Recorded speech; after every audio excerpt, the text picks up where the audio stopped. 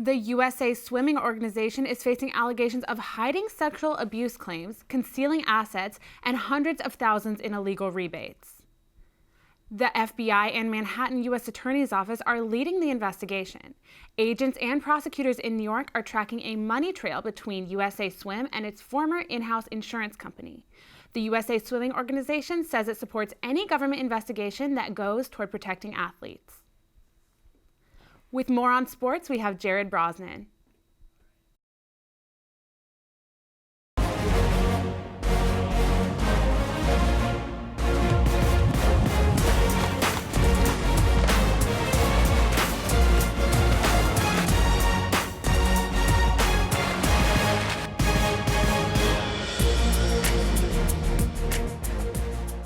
Hello everyone, I'm Brosnan and welcome to the Best Campus Sports Show. Earlier this week, Governor Newsom signed the Fair Pay to Play Act, which allows college athletes to be paid for their use of their name, likeness, and image. The bill also allows athletes to hire agents and have endorsement deals. And even though California schools won't necessarily be paying for the athletes directly, the possibility of money for athletes coming from struggling families is huge. LeBron James did not go to college particularly for that reason, and he understands other athletes' financial struggle. I would have went off to Ohio State, or if I would have went off to any one of these big-time colleges where pretty much that 23 jersey would have got sold all over the place without my name on the back, but everybody would have known the likeness. The new bill violates the NCAA's rule of athletes being amateurs, and they oppose the act along multiple California schools and the Pac-12 conference. But they have until 2023 to find a solution when the bill goes into effect. It's homecoming weekend, and that means the biggest football game of the year is tomorrow. Head coach Bob Owens knows how much extra attention this game receives and has told his team not to lose focus on what is most important. I think for us, the most important thing for us, and we've talked about it as a team, is the fact that we know that people are going to be here. We know this place is going to be, it's going to be pandemonium. We know that people are going to be excited, they're going to be screaming. But it don't mean anything if we don't come out and win the football game. The game starts at 7 p.m. tomorrow, and make sure to get there early to grab a seat as a large crowd is expected. The game will also be streaming on the Chapman Sports Broadcasting Network. I will be on the call alongside Nate Kelly. The Dodgers started postseason play last night, taking on the Nationals in the National League Divisional Series. It didn't take long for the Dodgers to get on the board early as Nationals pitcher Patrick Corbin walked the bases loaded and eventually gave Matt Muncy a free pass to come home.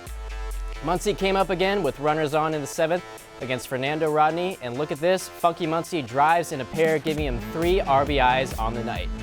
September call-up, my guy Gavin Lux, the man who hit over 400 in AAA in his first postseason at-bat, is going to hit a solo shot over the right center field wall.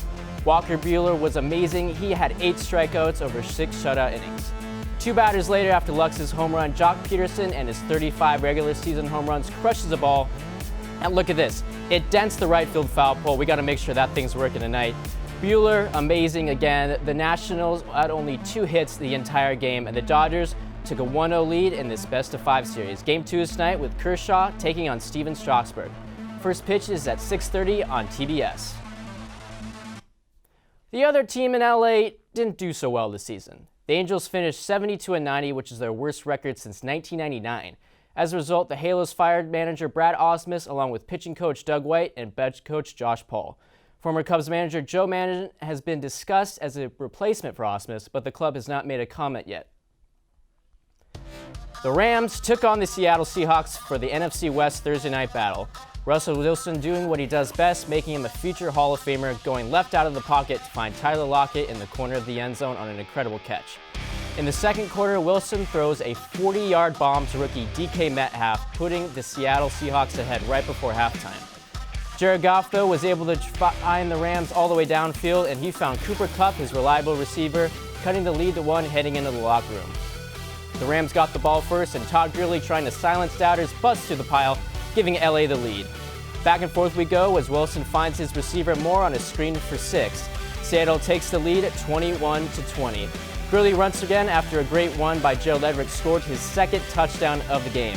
The Seattle Seahawks decided to go for it on 4th and goal with minutes left, finding Chris Carson wide open in the end zone for the touchdown. Look at that, absolutely amazing catch. Golf, trying to get the Rams ahead, has a ball tipped by Everett into the hands of my fellow Valencia Viking alumni Tedrick Thompson.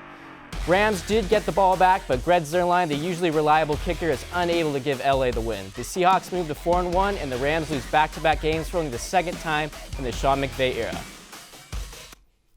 Another SoCal team in action last night as the NHL season began here, the Ducks taking on the Coyotes.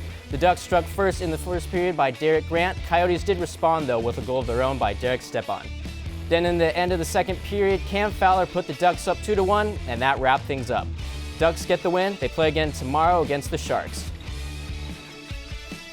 That's the latest in sports this week. Gianna, did you know the Duffer Brothers went to Chapman?